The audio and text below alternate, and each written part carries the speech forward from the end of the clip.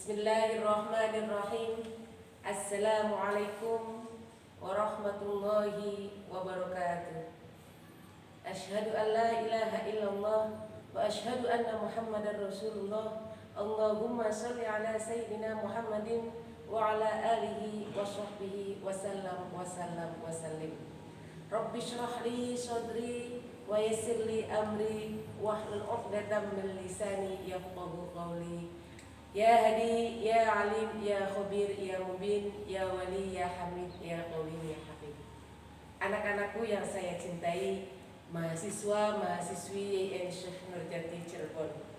Untuk pertemuan kali ini saya akan membahas tentang gurur dan adil. Gurur dan adil di sini merupakan adalah dua materi yang berbeda yang berada di akhir pertemuan, yaitu pertemuan ke-15.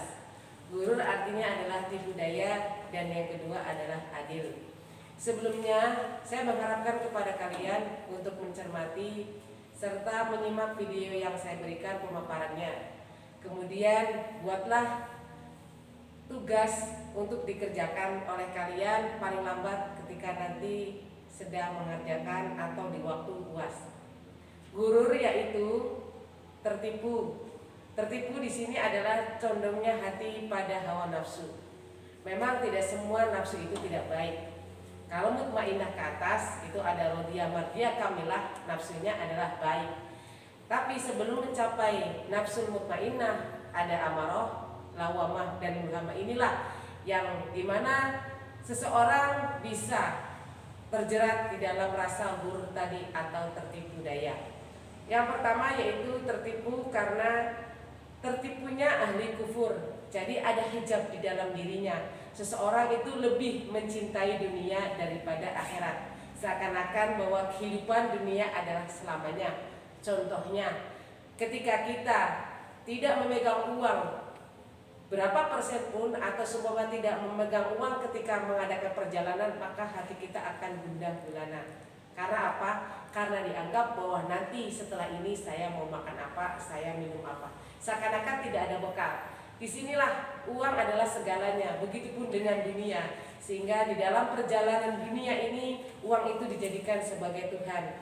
Uang itu adalah sebagai Tuhannya, sedangkan Allah dilupakan. Karena tadi seakan-akan kehidupan dunia adalah lebih penting daripada akhirat. Orang lupa banyak sekali mengadakan pekerjaan sampai lembur siang dan malam. Pada kenyataannya harusnya yang dikejar adalah akhiratnya, karena akhirat itu untuk selamanya. Jadi perjalanan di dunia itu sebenarnya adalah bekal untuk akhirat. Bukan bahwa kita belajar di dunia kemudian semuanya adalah mengejar dengan keperluan dunia. Tetapi bagaimana akhirat hidupkan di saat kita di dunia. Yang kedua yaitu tertipunya ahli maksiat. Tertipunya ahli maksiat yaitu tidak mau berbuat baik. Tidak mau berbuat baik, tidak mau berbagi. Bahwa harta tadi adalah seakan milik kita. Tidak ada rasa bahwa ini adalah harta yang dititipkan Allah kepada manusia, kepada makhluknya, yang kemudian kita dibagikan kepada yang lainnya. Jadi sekali lagi saya akan menerangkan bahwa zakat itu bukan 2,5% tapi 97,5. Itu sebenarnya harta yang bukan dimiliki oleh kita, harta yang harusnya ditasarufkan ataupun diberikan kepada orang lain. Namun pada prakteknya seringnya kita memberikannya 2,5. Itu pun kadang kita tidak memberikan 2,5-nya. Jadi 100% kita konsumsi sendiri. Kemudian yang dua, merasa banyak ilmu. Orang yang gurur itu adalah mempunyai sifat sombong. Sudah tertutup, sudah terhijab hatinya, maka dia seakan-akan adalah orang yang paling pandai. Tapi kalau coba kita cermati, semakin orang banyak membaca buku, semakin orang banyak berkarya, semakin orang sering berbuat atau melaksanakan ibadah, maka dia semakin merasa tidak punya apa-apa. Kalau sudah kita merasa tidak punya apa-apa, maka sifat gurur tadi, sifat sombong tadi akan terkikis. Dengan apa? Dengan merasa bahwa dirinya tidak berdaya. Kemudian yang ketiga yaitu tertutup hatinya dari mengenal Allah. sudah terhijab dirinya, kemudian tertutup juga dirinya itu untuk mengenal Allah.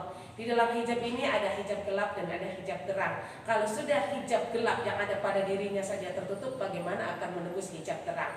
Maka perlu kita rombak, kita buka hijab ini supaya tidak ada tabir, supaya tidak ada celah, supaya tidak ada jarak antara manusia dengan Tuhannya. Bagaimana? Yaitu dengan meniadakan akunya, dengan meniadakan sayanya. Ketika saya sudah tidak ada, maka tidak ada hubungan kausalitas. Kalau sudah tidak ada hubungan kausalitas, maka tidak ada hubungan koneksivitas. Kalau sudah ada tidak ada hubungan koneksivitas, maka di sini terbukanya tabir antara aku di sini yang hanya kecil dengan aku yang hanya besar, yaitu tidak ada celah, tidak ada hijab antara manusia dengan Tuhannya. Maka disinilah yang dikatakan sebagai ma'rifatullah. Yang kedua adalah adil. Adil yaitu tengah-tengah dalam perkara yang sesuai dengan syariat. Jadi tengah-tengah ini adalah sesuai dengan apa yang sudah diajarkan di dalam syariat. Kemudian di dalamnya itu keadilan manusia pada dirinya sendiri dengan jalan istiqomah. Jadi ada keadilan buat dirinya sendiri supaya kita selalu terus berbuat baik, selalu memperbaiki dirinya. Nah, memperbaiki dirinya berbuat baik ini selalu istiqomah. Artinya diusahakan jangan sampai hari kemarin lebih baik daripada hari sekarang. Harusnya hari sekarang adalah lebih baik daripada hari kemarin, dan esok adalah lebih baik lagi. Kalau kita mengenal waktu, sebenarnya tidak ada waktu untuk hari esok. Adanya waktu itu adalah sekarang. Masa lalu tidak ada, masa depan juga tidak tahu. Maka jalani yang sekarang. Buatlah bahwa kita seakan-akan besok sudah tidak ada. Ketika sudah berpikir bahwa besok kita tidak ada, maka kita akan terus berbuat baik. Maka kita akan terus selalu merasa dekat, selalu meningkatkan keimanan kita kepada Allah Subhanahu wa Ta'ala. Maka disinilah sesungguhnya kita belajar adil pada diri kita sendiri. Kemudian keadilan untuk orang lain. Kalau tadi keadilan untuk diri sendiri, maka ini di sini ada keadilan untuk orang lain. Kalau di dalam sebuah kantor atau di dalam sebuah organisasi, di situ ada atasan dengan bawahan. Seorang bawahan harus melakukan perbuatan adil kepada atasannya. Bagaimana haknya atasan ketika kita sebagai bawahan memperlakukannya, dan bagaimana kewajiban bawahan terhadap atasannya. Di sini karena kita hidup di dunia, maka di situ masih ada hubungan kausalitas. Artinya apa? Bagaimana kita memberikan keadilan kepada atasannya, kepada pimpinannya. Sebagaimana murid juga adil terhadap mursyidnya. Karena apa? Melakukan kegiatan muridnya, bahwa itu adalah haknya seorang mursyid, bahwa itu adalah haknya sebagai atasan, atau haknya orang tua terhadap anaknya. Yang kedua adalah keadilan rakyat pada atasannya, keadilan anak kepada orang tuanya. Ketika tadi kita memberikan keadilan kepada orang tuanya, sekarang kita menerima keadilan orang tua terhadap anaknya, ataupun atasan terhadap bawahannya, atau mursyid terhadap muridnya. Jadi di sini ada imbal balik antara murid dengan guru, antara guru dengan murid, antara orang tua dengan anak, anak dengan orang tua, antara atasan dengan bawahan, dan bawahan dengan atasnya. Kalau semuanya itu terjadi sesuai dengan sirkulasi keadilan, maka tidak ada yang terzolimi. Semuanya adalah berjalan sesuai dengan mana sistem yang ada. Dan yang ketiga, keadilan pada sesama dengan tidak sombong dan tidak zalim atau menyakiti mereka. Jadi kalau tadi sudah ada di dalam kinerja itu ada atasan bawahan, maka di sini ada namanya teman atau mungkin saudara atau mungkin juga lingkungan. Keadilan pada lingkungan juga perlu, seperti keadilan kita kepada tanaman ini. Apa sih yang digunakan oleh tanaman ini? Adalah kita menghirup oksigen darinya. Maka kita selalu memberikan air atau memberikan perawatan terhadap tanaman ini. Begitupun dengan sesama makhluk, sesama manusia. Untuk itu tugas kali ini adalah bagaimana kita, perilaku kita, memperlakukan diri kita menjadi orang yang adil pada diri kita, pada atasan bawahan, bawahan atasan, kepada lingkungan, kepada sesama. Buatlah catatan itu atau tugas itu dinarasikan dalam bentuk paragraf, yaitu 5 paragraf, ditulis kemudian dikirimkan tugasnya melalui email. Kita tutup dengan bacaan hamdalah. Alhamdulillahirabbil alamin.